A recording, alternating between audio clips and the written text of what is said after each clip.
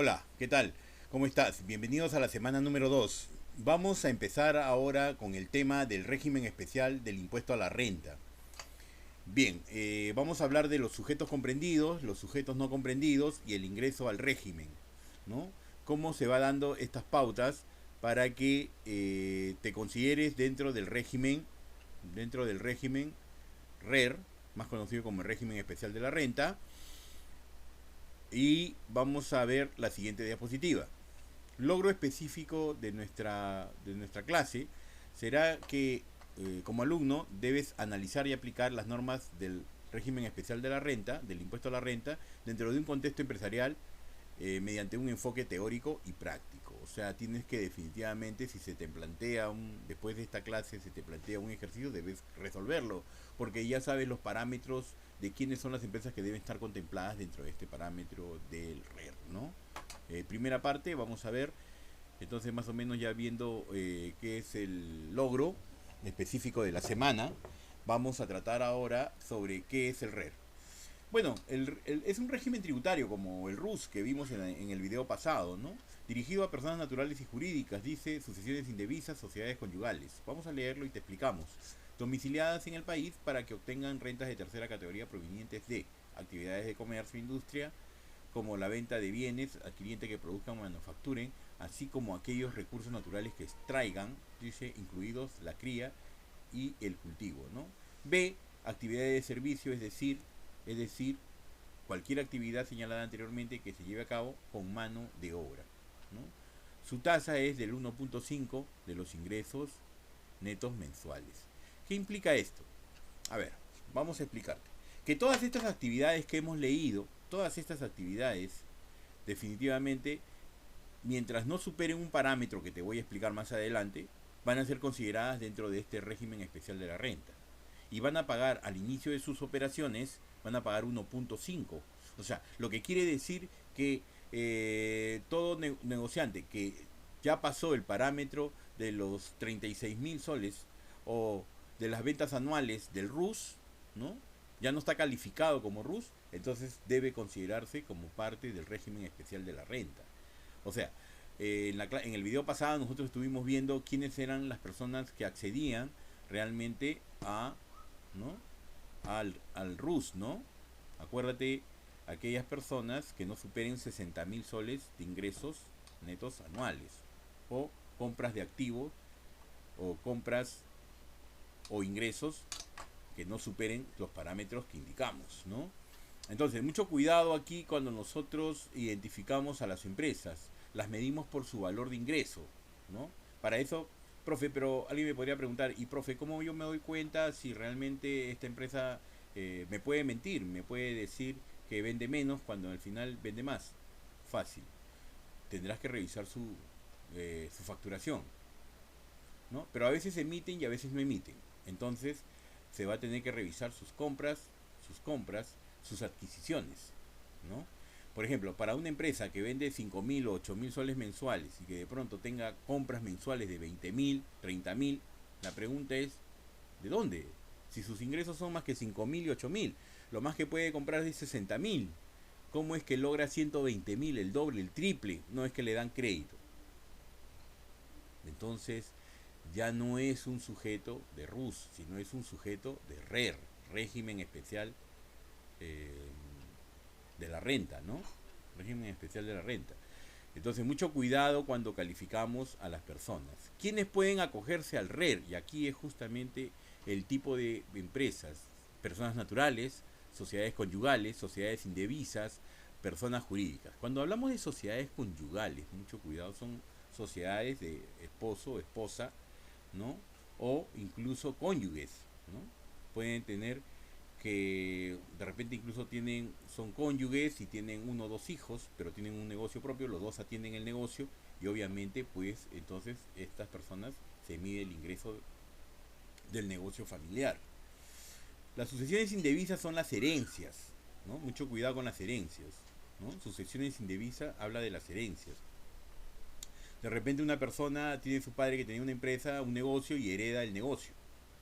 Entonces es una sucesión indebisa. Y obviamente las personas jurídicas son las empresas. Entonces, Ya tenemos claro más o menos quiénes pueden acogerse al régimen especial de la renta.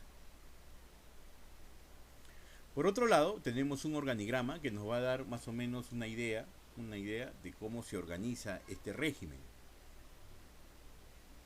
¿Cómo acogerse al RER? Para acogerte al RER, básicamente, tú tienes que tener, para incorporarse al RER, régimen hay que tener presente lo siguiente, te dice, 2 puntos. A. Tratándose de contribuyentes que inicien actividades en el transcurso del ejercicio. O sea, no empiezas en enero, pero empiezas en agosto o empiezas en julio. Recién formas tu negocio y te estás acogiendo al RER porque todavía no sabes exactamente, no sabes cuánto vas a generar de ingresos desde agosto hasta diciembre, ¿no? Pero ¿por qué te acoges al RER y no te acogiste al RUS? Porque tú necesitas emitir factura, tú necesitas trabajar con empresas, entonces por eso es que tú te estás acogiendo al RER. En cambio, acuérdate que el RUS no puede emitir factura, ¿no?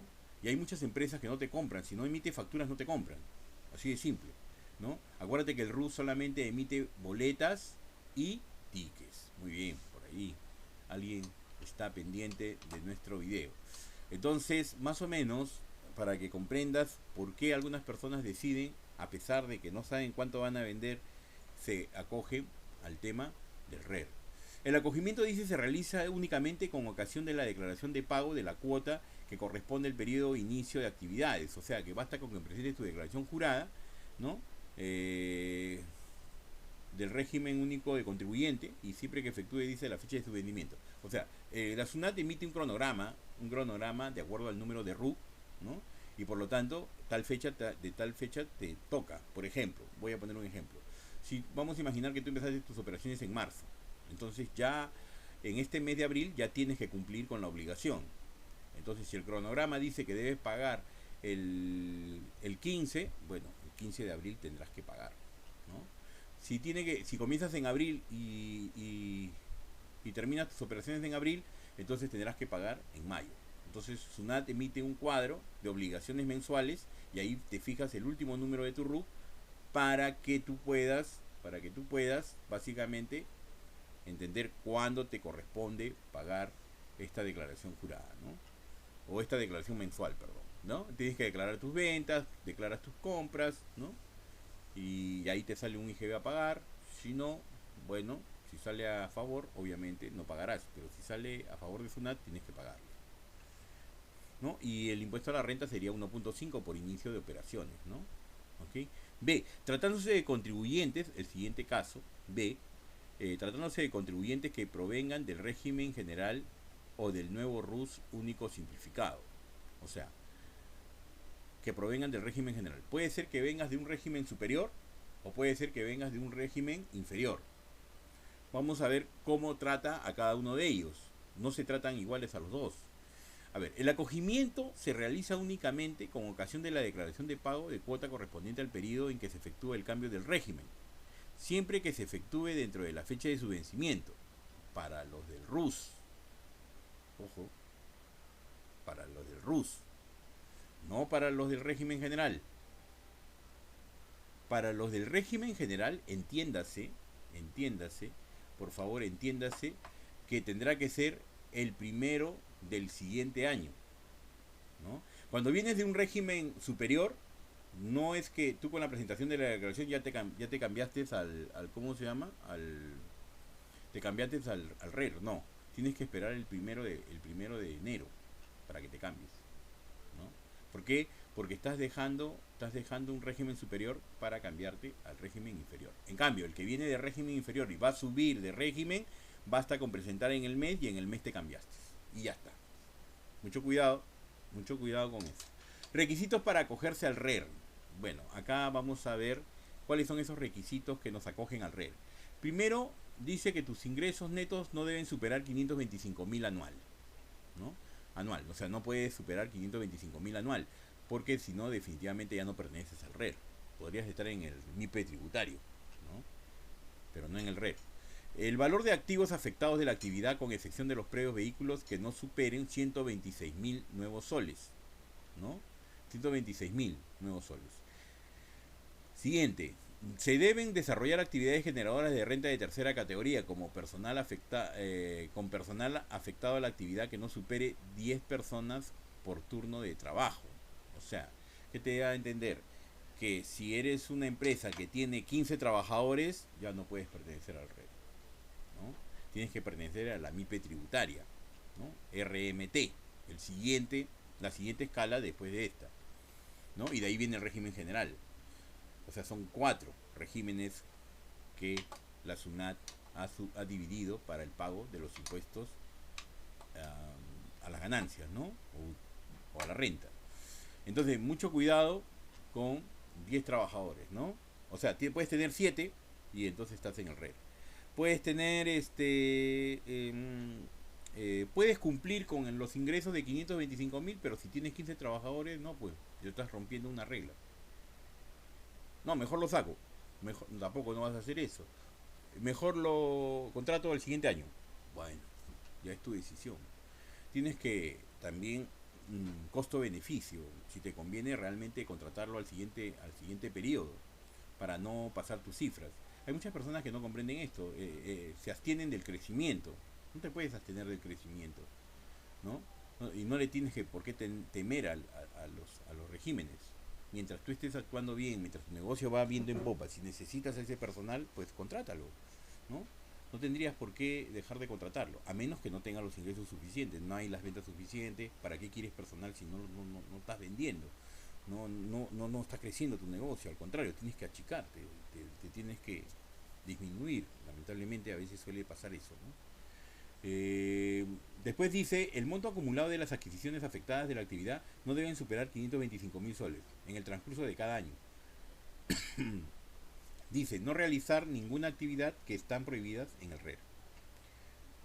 Entonces, mucho cuidado al momento de acogerse al régimen especial de la renta, ¿no? ¿Quiénes son los sujetos comprendidos? Bueno, aquí definitivamente vamos a tener en cuenta quiénes son los sujetos comprendidos. Dice, las personas naturales y sucesiones indevisas, lo que habíamos comentado hace un momento, ¿no? Que tienen negocio cuyos clientes son consumidores finales.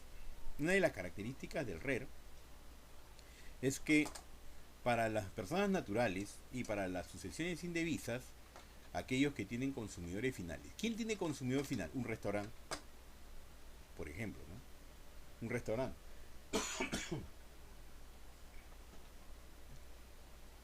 Entonces, más o menos, para que te des cuenta, un restaurante podría tener clientes consumidores. Por ejemplo, el puesto de mercado, zapatería, bazar, bodega, pequeño restaurante, entre otros, ¿no? Ahí te ponen los ejemplos, quiénes podrían ser, ¿no? Una zapatería, una pequeña tienda de zapatos, una pequeña tienda, un mini market pequeño, ¿no? Obviamente, son los que deberían estar considerados dentro del red. Personas naturales, dice, no profesionales domiciliadas en el país, que perciban rentas de cuarta categoría únicamente por actividades de oficio.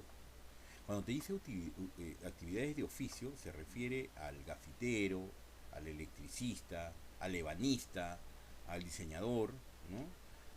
Se refiere al peluquero, al médico. No, el médico no. El peluquero puede ser, ¿no?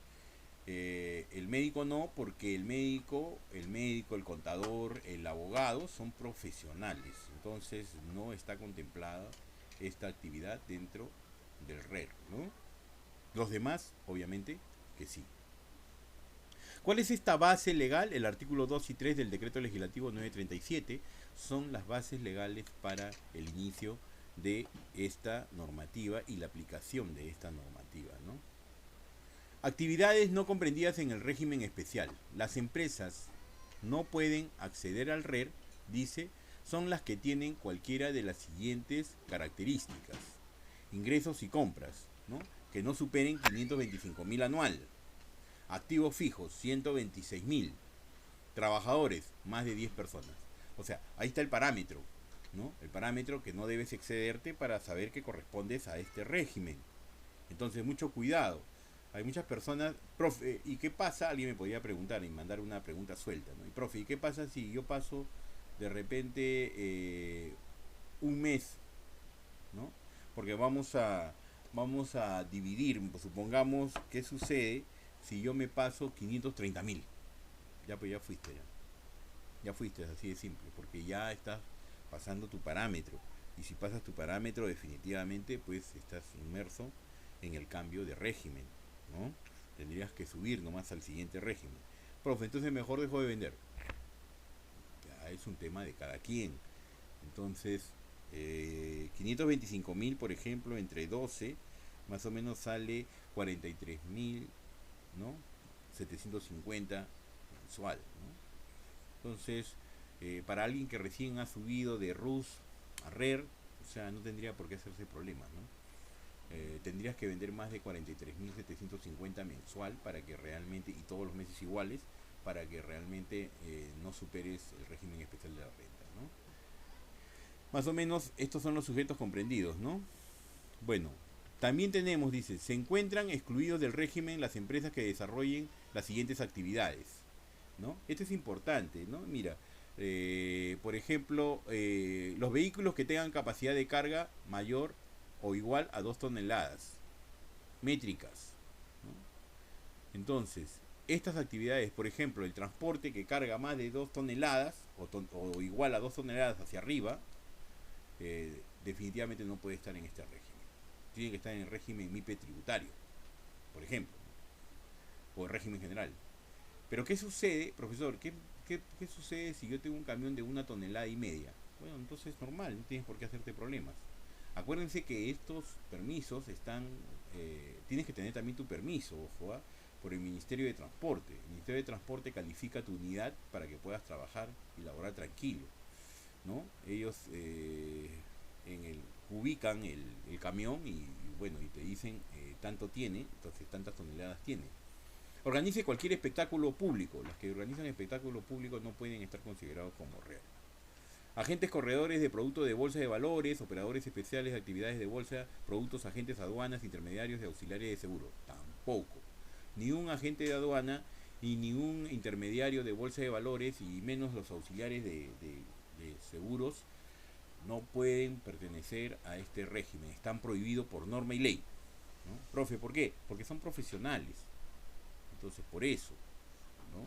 Porque son profesionales. Entonces, mucho cuidado. Profe, el notario, tampoco. Ahí está, ahí te lo he puesto. Notary, no. Camión malla de 2 toneladas, no. También se encuentran incluidas otras actividades, tales como combustibles líquidos, productos derivados de hidrocarburos, gas, líquidos, derivados de hidrocarburos. Las ventas de inmuebles también están, los que venden inmuebles tampoco no pueden estar en el RER, porque una vivienda cuánto cuesta, ¿no? O sea, no es cualquier actividad. A menos que seas una persona natural y estés vendiendo tu casa. Y aún así, se considera como renta de segunda categoría, ¿no? O sea, renta de segunda categoría se considera actividades, ganancias de pequeños capitales, o sea, no vas a estar inmerso dentro de la norma del RER. Sean titulares de negocio de casinos, tragamonedas, naturalezas, agencias de viaje, propaganda y publicidad, no. No pueden estar dentro de esto. También se encuentran incluidos en el régimen las empresas que desarrollan actividades en el SIU de la revisión 4. Te lo dije hace un momento, los profesionales no. Médicos, odontólogos, veterinarios, jurídicos, contabilidad, teneduría de libros, consultoría fiscal, arquitectura, ingeniería, consultoría técnica, informática, actividades de servicios, informática de software, ordenador y equipos periféricos, asesoramiento empresarial, materia de gestión, obtención de otras fuentes extranjeras. No, no pueden estar en el RER estas actividades. ¿De acuerdo? Nos tiene que quedar clarísimo que estas actividades no pueden pertenecer al RER. Y si alguna la está haciendo, tenga mucho cuidado, no puede pertenecer al RER. Estoy hablando de los parámetros y regímenes fiscales, ojo, ¿eh? De que las empresas fiscalmente cómo se están midiendo. Bueno, ahí tienes la bibliografía, obviamente, la bibliografía, que nos ayuda más o menos a entender de dónde hemos sacado la literatura, orientación de SUNAT, obviamente, SUNAT, ¿no? Y de Perú, organización. Bueno, en todo caso espero que te haya agradado este video, ¿no? Sencillamente, si tienes dudas, no te olvides de revisar el foro, No te olvides de revisar los foros y realizar tu tarea semanal. Esto es importante, definitivamente necesitamos que participes, acuérdate. Los videos son para revisarlos y esperando pues definitivamente que nos volvamos a ver en el siguiente video. Lo dejo claro, y cualquier consulta estoy en el Canvas. Ok, lo dejo ahí. Chao.